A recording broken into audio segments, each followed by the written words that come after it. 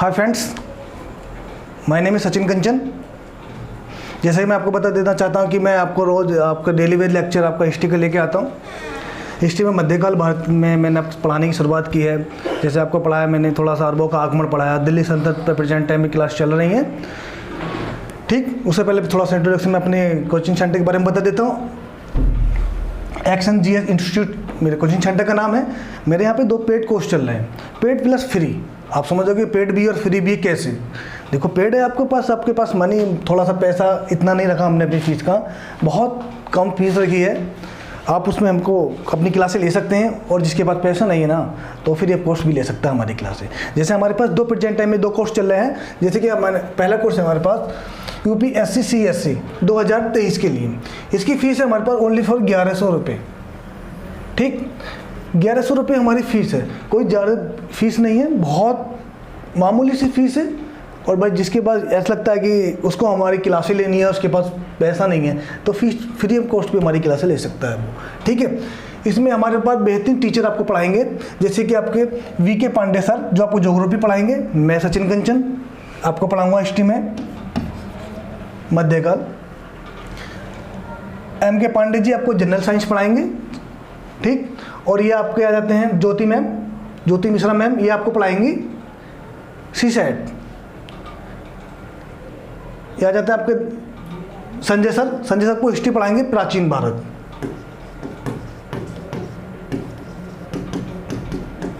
लोकेश द्विवेदी जी जो हमारे फाउंडेशन, ये हमारे गुरु जी। और भी जो भी कहना चाहें आप उनके बारे में, बेस्ट ही होगा वो भी होगा। ठीक है, इन्हीं की चीज़ें हैं जो हम अपनी थोड़ी सी मेहनत कर रहे हैं। थोड़ा सा लगता है कि हमको अपनी मेहनत करनी चाहिए। ठीक है, दूसरा कोर्स है हमारा 68 BPSC। इसमें PT और मेंस दोनों के लिए हमारी फ़ीस ओनली 1100 रुपये, बहुत कम फीस। पूरा टाइमिंग के साथ आपको हम क्लासें देंगे, बहुत बेहतरीन क्लासें के साथ देंगे। हिंदी माध्यम में हमारी क्लासें होंगी। इसमें पढ़ाएंगे BK पांडे सर, आपको ज्योग्राफी पढ़ाएंगे। मैं सचिन आपको पढ़ाऊँगा हिस्ट्री। MK पांडे सर आपको साइंस, धर्मेंद्र सर आपको हिस्ट्री पढ़ाएंगे आधुनिक भारत।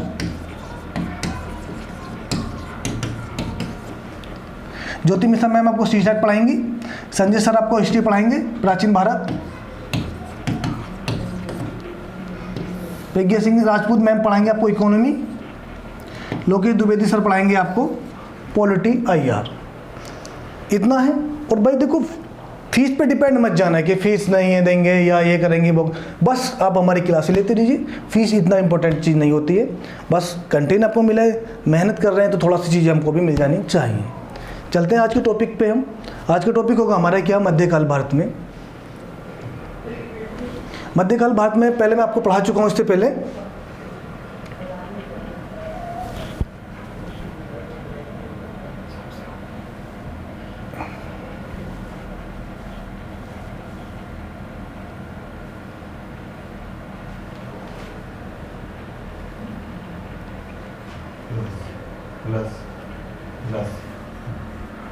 ठीक है, मैं इससे पहले आपको मध्यकाल भारत में पढ़ा चुका हूं।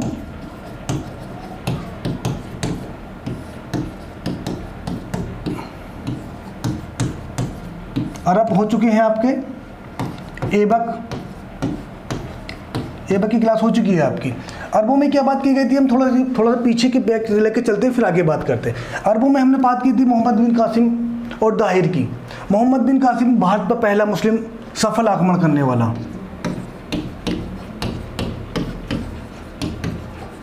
सफल आक्रमण किसने किया? मोहम्मद बिन कासिम ने। कहाँ से आया था? अरब से आया था। ठीक, क्या इंपॉर्टेंट काम किया इसने भारत में आके? सबसे पहले इसने सिंध और पंजाब पर आक्रमण किया। सिंध और पंजाब के उस टाइम प्रेजेंट टाइम में राजा थे कौन? दाहिर। ठीक, जब दाहिर को उन्होंने हरा दिया, और ये यहाँ पे भी जब ये राजा बना, तो राजा बनने के मतलब सत्ता स्थापित की। सत्ता स्थापित करने के बाद इसने सबसे पहले चलाए इन्हें सिक्के, जिन्हें कहा जाता है दिरहम। और दिरहम प्रेजेंट टाइम में जो करेंसी है वो UAE की है। ठीक, और क्या रहा? अरबों की जो देन हुई हमारे लिए, अरबों की देन क्या हुई? इन्होंने ऊँट पालने सिखाए। ठीक। खजूर की खेती का श्रेय किसे जाता है? अरबों की देन है। ठीक। आगे एक इन दोनों के बीच मोहम्मद बिन कासिम और दाहिर के बीच एक युद्ध हुआ था, उस युद्ध को कहते हैं रावल का युद्ध, और इसमें आपका दाहिर हार गए थे और मोहम्मद बिन कासिम जीत गए। मैंने इंपॉर्टेंट चीज़ आती है कि भैया जब ये आया युद्ध भी हुआ सबसे, क्यों आया था भारत? भारत इसका आने का मतलब एक ही था,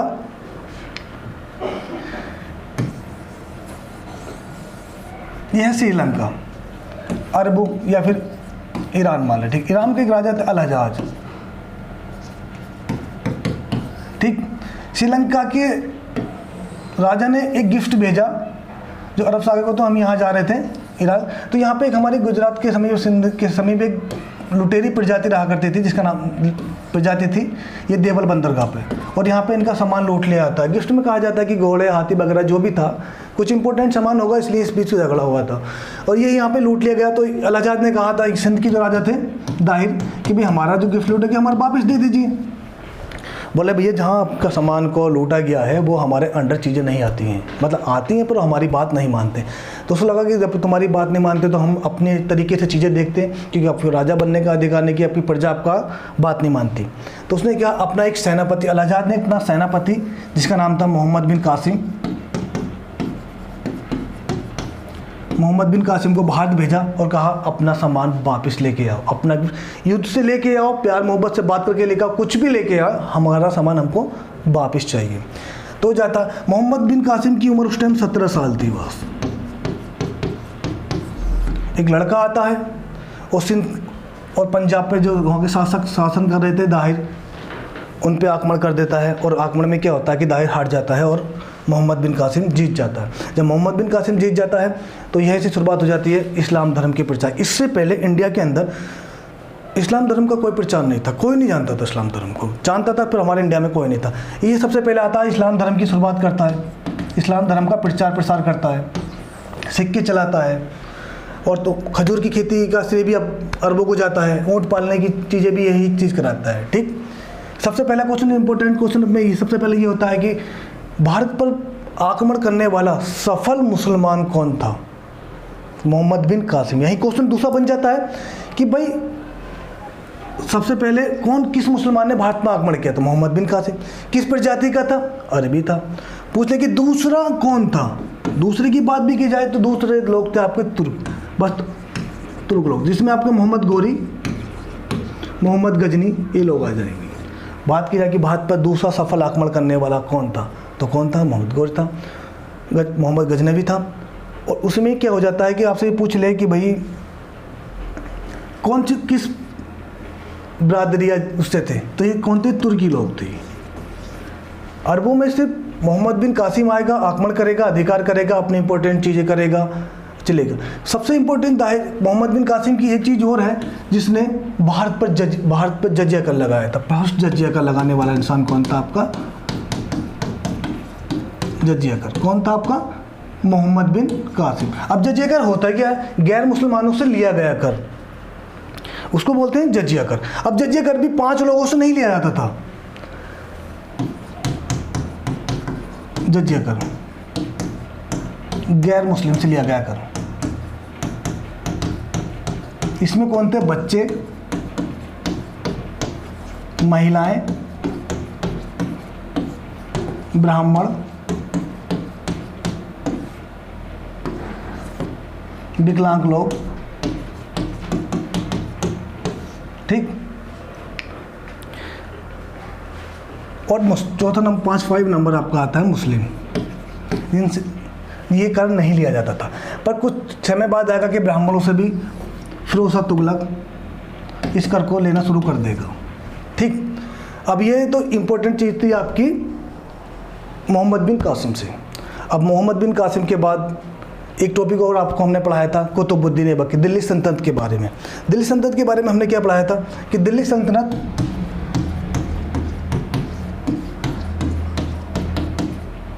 1206 में शुरुआत होती है और 1526 तक। ठीक।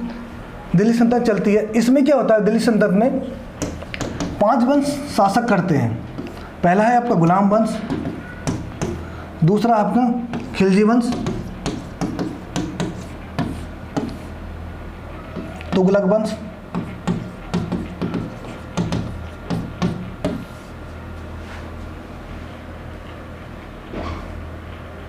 तुगलक वंश। पांचवा वंश आपका लोधी वंश, एक आता आपका सैयद वंश। ठीक, ये 5 वंश ने दिल्ली सल्तनत पर अधिकार किया। सबसे ज़्यादा अधिकार किया है आपका किसने? तुगलक वंश ने सबसे अधिक। सबसे कम क्या है? कम क्या है आपका? खिलजी वंश ने। और इसमें शासकों की बात करें तो गुलाम वंश में शासक हुए हैं 11, खिलजी में हुए हैं 5। ठीक, ऐसे ही आगे अगले क्रम में हम चलते रहेंगे जब आपकी पूरी क्लास चलेंगे। अब इसमें हम आगे बात करते हैं जो हमने पढ़ाया। इसमें पढ़ाया था हमने कुतुबुद्दीन ऐबक। ऐबक के शासनकाल की हम जब बात करें तो ऐबक के शासनकाल की बात की जाती है 1210 से लेके, और 1206 से लेके 1206 से लेके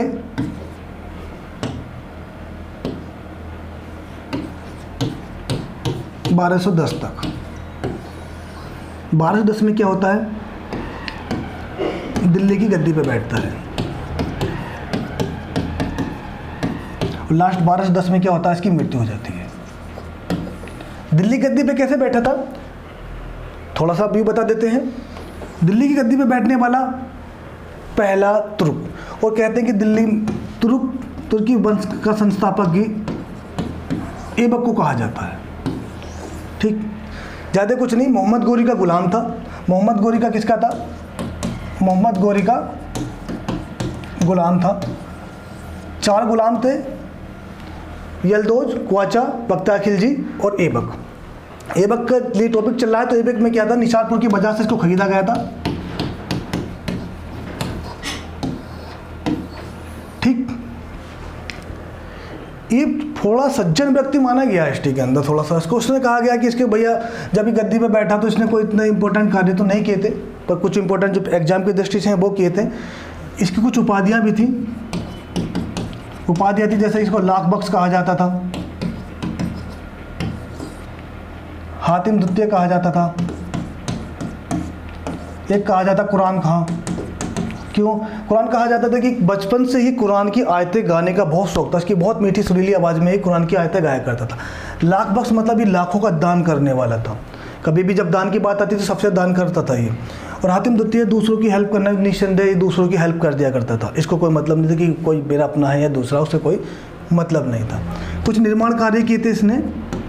निर्माण कार्य में जो इसने किया था भैया, इंडिया की पहली मस्जिद बनाने का श्रेय भी कुतुबुद्दीन ऐबक को जाता है, जिसे कहा जाता है कुव्वत इस्लाम। कुव्वत उल इस्लाम, ये भारत की पहली मस्जिद।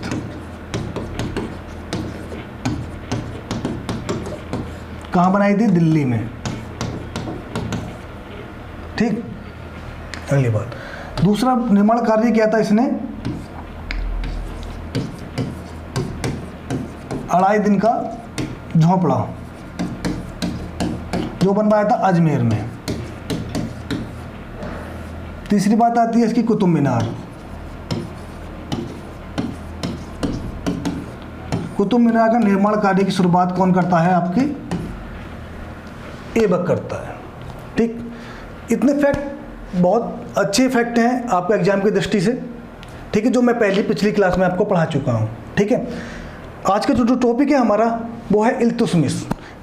ठीक, इल्तुतमिश के बारे में हम थोड़ी सी बात करते हैं और अपना काफ़ी पेन लेके बैठिए, इंपॉर्टेंट चीज़ें आपको नोट कर लीजिए। ठीक,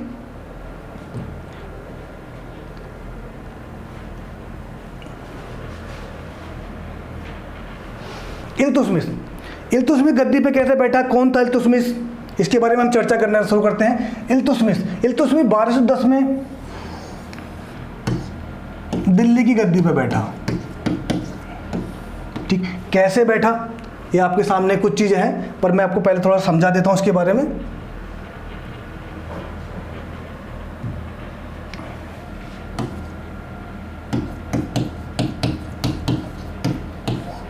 इल्तुतमिश 1210 से लेके 1236 तक। इल्तुतमिश गद्दी पे बैठने से पहले ये कौन था? गद्दी पे बैठने से पहले बदायूं का गवर्नर था। ये बदायूं का गवर्नर। अब ये भाई गवर्नर बदायूं का था। अब जब बदायूं का गवर्नर था तो दिल्ली की गद्दी पे बैठने का सिरे से कैसे मिला और क्यों मिलागा, ये भी इसके बारे में पता होना चाहिए। क्योंकि जब ऐबक की मृत्यु हुई थी, कितने में हुई थी? 1210 में। तो उनका एक पुत्र था आराम शाह, जो 6 माह के लिए गद्दी पे बैठा था। यहाँ के लोग, दिल्ली के लोग इससे परेशान थे क्योंकि ये कहते हैं कि शासन करने के योग्य नहीं था। बच्चा मान लो, कोई भी मान लो, ज़्यादा इंपॉर्टेंट नहीं है आपके लिए, ना कभी एग्जाम में से क्वेश्चन बना है और ना ही बने, कोई इसने कोई इंपॉर्टेंट कार्य ऐसा नहीं किया था। तो क्या करता है कि यहाँ के लोग जो होते, दिल्ली के लोग जो अमीर लोग थे, जो इनके मंत्रीगण था या इनकी संस्था वाले थे, कि परेशान होने के बाद उन्होंने कहा कि बदायूं के जो गवर्नर उनको बुला दिया। जो बदायूं के जो गवर्नर थे ये आपके कौन थे? इल्तुतमिश। इल्तुतमिश का और ऐबक का जो रिश्ता था वो दामाद और प्लस गुलाम। इल्तुतमिश जो था ऐबक का गुलाम था और गुलाम के साथ साथ अच्छा एक सेनापति मान लीजिए कुछ भी। तो उसमें क्या था, इल्तुतमिश ने अपनी बेटी की शादी इससे कर दी और इल्तुतमिश क्या करता है, आराम शाह की हत्या कर देता है और दिल्ली की गद्दी पे बैठ जाता है। दिल्ली की गद्दी पे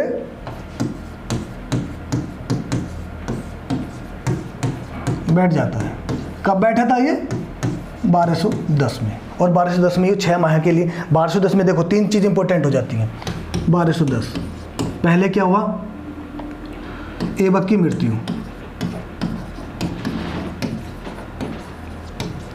दूसरी बात क्या है इसमें?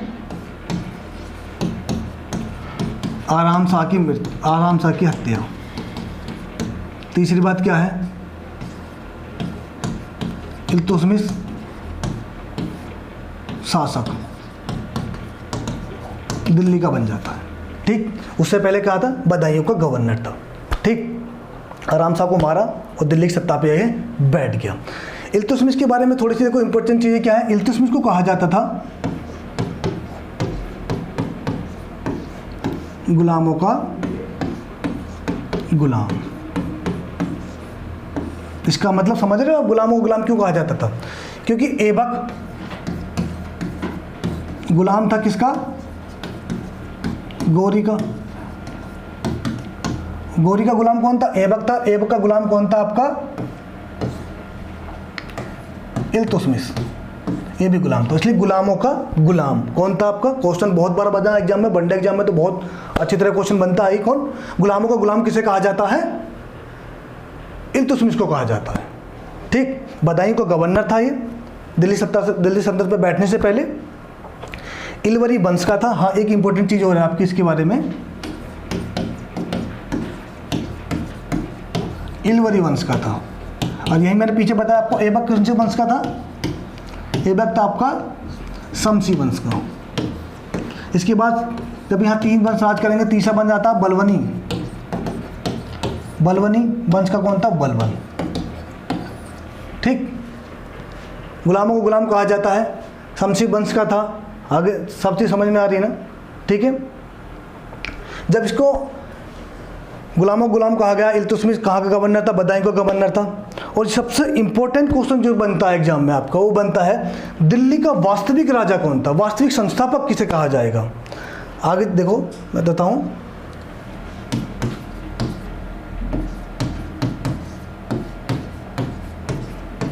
दिल्ली सल्तनत। दिल्ली सल्तनत में पहला शासक कौन बना था आपका? ऐबक। ठीक, दूसरा कौन है? इल्तुतमिश। अब यहाँ पे क्वेश्चन बन जाता है कि भैया दिल्ली का पहला शासक कौन था? तो बात कर लेंगे ऐबक की, फर्स्ट शासक पे। पूछ लिया जाए कि दिल्ली का वास्तविक राजा कौन था, वास्तविक सुल्तान कौन था? वो वास्तविक सुल्तान था कौन आपका? इल्तुतमिश। क्यों था? इसका भी एक कारण है, क्योंकि जब ऐबक गद्दी पे बैठा था तो कभी उसने सुल्तान की उपाधि धारण नहीं की थी। अब सुल्तान की उपाधि धारण की कौन था? सीपा सलाह बन के रहा था। सुल्तान की उपाधि धारण करने के लिए बगदाद के 2 खलीफा हुआ करते थे, उनसे परमिशन लेनी पड़ती थी सुल्तान बनने के लिए, उपाधि दी जाती थी। ठीक है, बगदाद के खलीफा से सुल्तान की प्राप्त करने वाला पहला शासक कौन था आपका? फर्स्ट शासक था आपका इल्तुतमिश। कहाँ से लिया करते थे? बगदाद के खलीफाओं के द्वारा। ठीक, आगे चलते हैं और इसकी इंपॉर्टेंट बात करते हैं।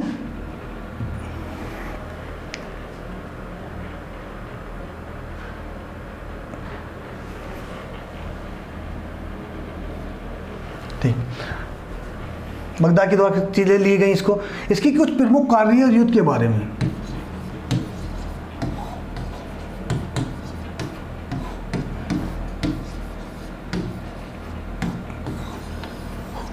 प्रमुख कार्य और युद्ध के बारे में।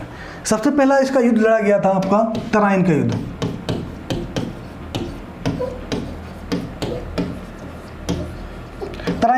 तराइन के 3 युद्ध हुए हैं तराइन के।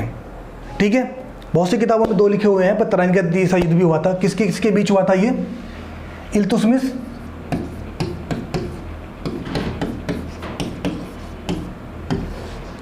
और था आपका यल्दोज।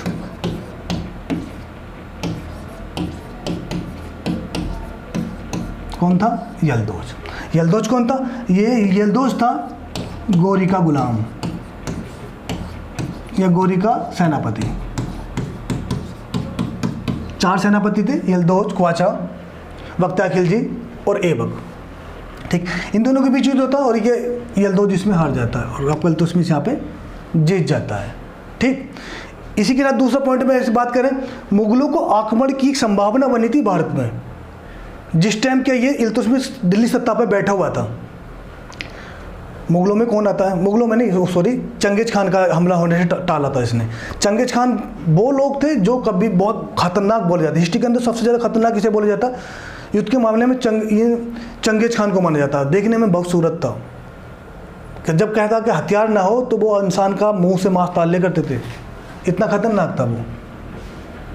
ठीक, उसके युद्ध को टाला। उसका युद्ध की संभावना क्यों बनी थी? कि ख्वारिज के सम्राट थे जलालुद्दीन को शरण देने से मना कर दिया था किसने? इल्तुतमिश ने। इसलिए ही चंगेज खान ने भारत में आक्रमण नहीं किया था। यही इसका सबसे इंपॉर्टेंट चीज़ है। ठीक है, और इसके अन्य कार्य कौन कौन से थे?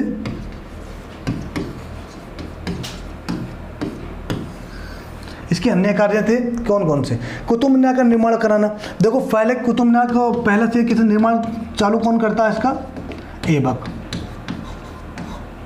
पूरा कौन कराता है? इल्तुतमिश। पूरा कौन कराता है आपका? इल्तुतमिश। ठीक है, और सबसे पहले शुद्ध सिक्के, शुद्ध मतलब शुद्ध अरबी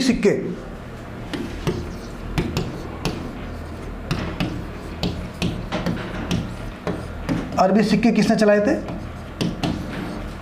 इल्तुतमिश ने चलाए थे। किसने चलाए थे? इल्तुतमिश ने चलाए थे। चांदी का टका और तांबे का जीतल।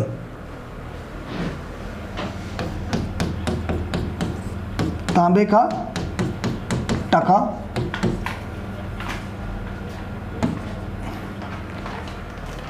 चांदी का टका और तांबे का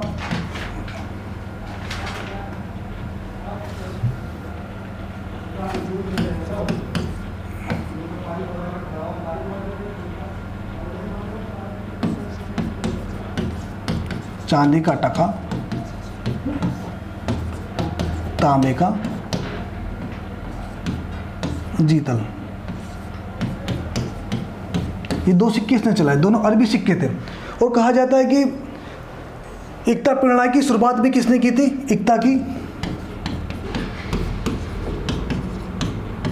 एकता प्रणाली की शुरुआत भी किसे जाता है? इल्तुतमिश को जाता है। एकता क्या है? एकता है अरबी शब्द। ठीक है, भूमि से रिलेटेड चीज़ें चलाई थी। एक भूमि नापने की इकाई थी। ठीक है, और सबसे इंपॉर्टेंट कार्य इसने और किया था? चालीसा गठन।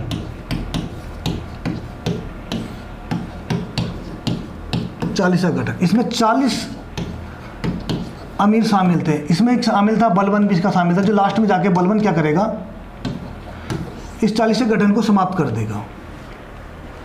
शुरुआत कौन करेगा, इल्तुतमिश खुद 40 गठन के मतलब सरदार, 40 सरदारों का गठन, 40 गठन इस तरह से बात है।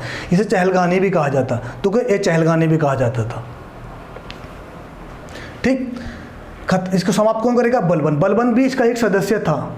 सदस्य होने के बाद वो अपने शासनकाल में इसको ख़त्म कर देगा, कि जैसे पीढ़ी तो पीढ़ी चलती रहेंगी तो आगे जाके चीज़ें हो जाती हैं।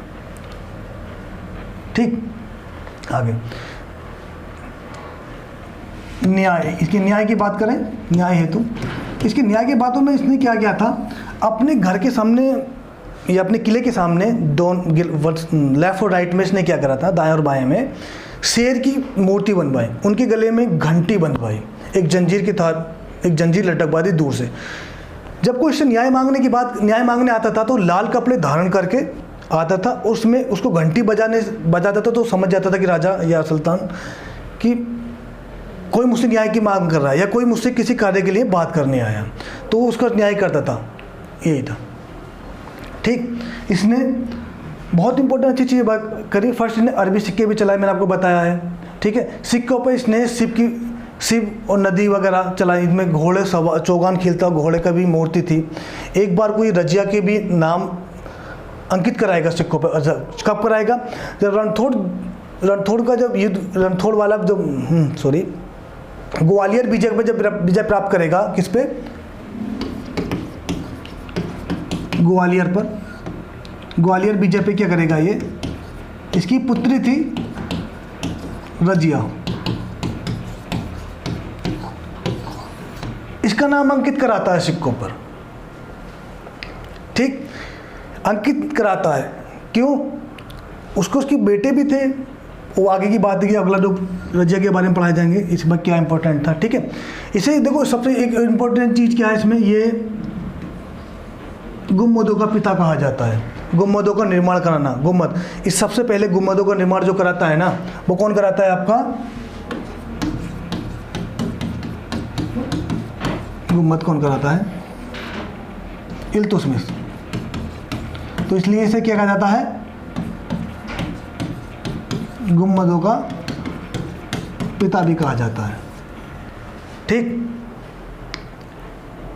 गुम्मदों का पिता भी इसको बोला जाता है।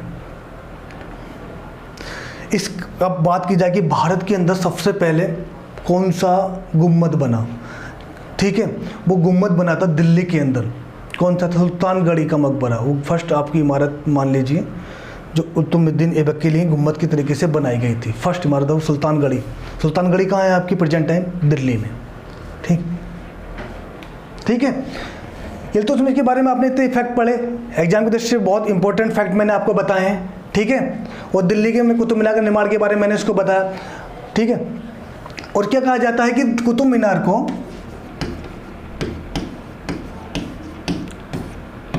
कितने में, 1993 में यूएनओ के लिए बनाया गया कि एक फर्स्ट मतलब एक अच्छी इमारत जैसे कि लाल किला, ताजमहल, इन्हें दिया गया।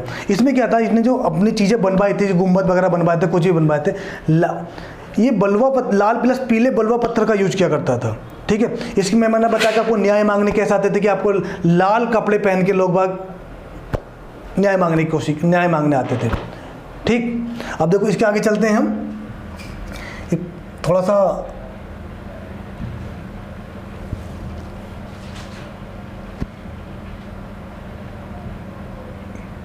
इल्तुतमिश। ठीक, देखो मैंने बताया 1206 में, 1210 में क्या बैठा, गद्दी पर बैठा।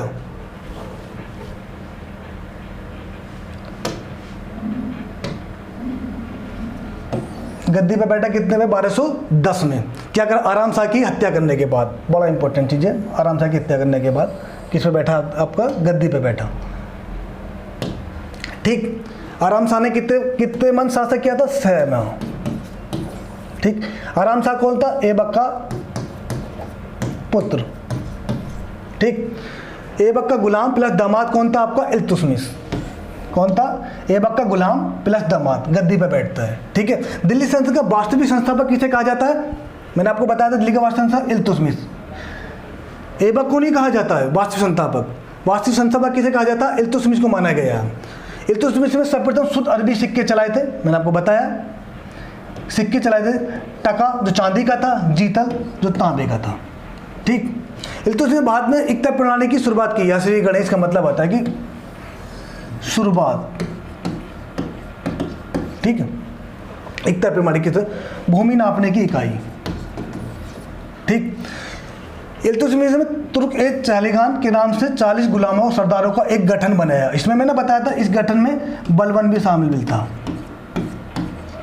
ठीक, जो बलबन इसको लास्ट में जाके समाप्त कर देगा। बगदाद के खलीफा अल इमाम मस्जिद बिलाल से 1228 ईस्वी में इल्तुतमिश के पद को वैधानिक मान्यता दी गई, मतलब सुल्तान की उपाधि दी गई। मुसलमान प्रथम खलीफा की सहायता से दिल्ली सल्तनत में बैठने वाला पहला इल्तुतमिश था, जिसने क्या गद्दी पे बैठा था सुल्तान की खलीफा की इजाज़त या खलीफा द्वारा उसको सुल्तान की उपाधि दी गई थी। देखो दिल्ली सल्तनत में जितने भी लोग गद्दी पे बैठेंगे, दिल्ली सल्तनत में शासक करने वाले लोगों को सुल्तान बोला जाता है। क्यों? क्योंकि सब लोग बगदाद के खलीफा से क्या लेंगे? सुल्तान की उपाधि लेंगे। लास्ट में कुछ है, 1-2 पॉइंट आएगा जिसने कि खुद सुल्तान बन जाता है, उधर लास्ट में उसके बारे में हम आगे पढ़ाएंगे, ठीक है। निर्माण कार्य मैंने आपको उसके बता दिए थे, क्या क्या निर्माण कार्य किए थे इन्होंने, ठीक। सुल्तानगढ़ का मकबरा, क्या कहा जाता था इनको? गुम्बदों का पिता इनको कहा जाता था। तराइन का तृतीय दिन इन्होंने लड़ा यलदौज के साथ, ठीक है। सिक्के चलाए, सिक्कों पर इन्होंने क्या करा? अपनी बेटी रजिया का नाम लिखवाया। कब लिखवाया था? जब इन्होंने ग्वालियर विजय प्राप्त की थी, ठीक। उससे पहले इन्होंने अरबी सिक्के चलाए थे, जो मैंने अभी बताया आपको। अरबी सिक्के शुद्ध अरबी सिक्के चलाने वाला प्रथम कौन था आपका? इल्तुतमिश। सिक्के एक क्वेश्चन बहुत बनता है, चांदी का टका चलाया चांदी का, और जीतल चलाया आपका तांबे का। 40 तुर्कों ने चालीगान का संगठन किया, या इसे 40 गठन भी कहते हैं। में 40 गुलाम थे, गुलाम सरदार थे, जिसमें बलबन भी था, और लास्ट में से बलबन इसको समाप्त कर देता है, ठीक। बगदाद के खलीफा द्वारा सुल्तान की परमिशन से गद्दी पे बैठता है, गद्दी पे बैठता है सुल्तान। कहा जाता है कि पहला दिल्ली सल्तनत में गद्दी पे बैठने वाला पहला सुल्तान की बात की जाएगी तो आपका इल्तुतमिश हो जाता है। और वास्तविक संस्थापक, दिल्ली सल्तनत का वास्तविक संस्थापक की बात करेंगे तो जब भी आपका इल्तुतमिश आएगा, ठीक है। कभी भी ऐबक नहीं आएगा, कभी आप ऐबक की बात करें, ठीक। कैसी लगी मेरी आज की क्लास? जो भी आपको डाउट है, कोई भी डाउटफुल है, तो आप हमारे यूट्यूब चैनल पे डायरेक्ट कमेंट कर सकते हैं, ठीक है। आपको कोई भी सुविधा चाहिए वो आपको प्रोवाइड की जाएगी। एक बार मैं अपने कोर्स के बारे में तुमको एक बार फिर से बता देता हूँ, ठीक है।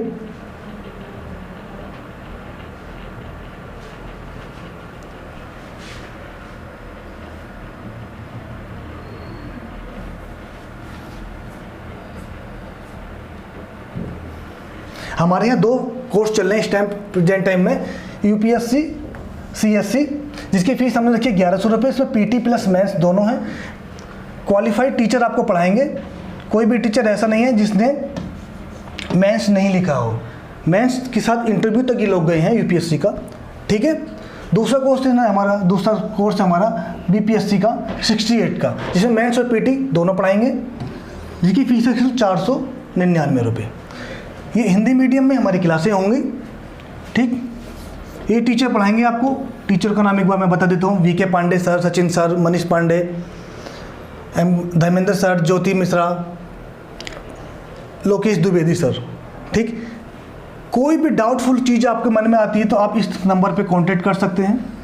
हमारा YouTube channel action GS institute पे आप जाके कोई भी इंक्वायरी ले सकते हैं। कॉन्टैक्ट नंबर हमने आपको सामने दे रखा। कोई फ़ीस हमारी इतनी ज़्यादा नहीं है। हमारी फ़ीस सिर्फ कितनी है? 1100 रुपये फ़ीस है हमारी, और 499 फीस। अगर किसी मार्केट से भी आप बुक वगैरह भी खरीदोगे, उससे ज़्यादा की आपकी बुक वगैरह हो जाती हैं। भाई जिस लगे कि आपकी फ़ीस, हमारी फ़ीस ज़्यादा है, तो हम आपको फ्री ऑफ कॉस्ट क्लासें भी प्रोवाइड करा सकते हैं। इस बात से आप टेंशन नहीं कि पढ़ना आपका है, पढ़ाना हमारा है, ठीक। आपको बेस्ट जो लगेगा वो आपकी ज़िंदगी का सबसे बेस्ट होगा, ठीक। Okay, thank you class.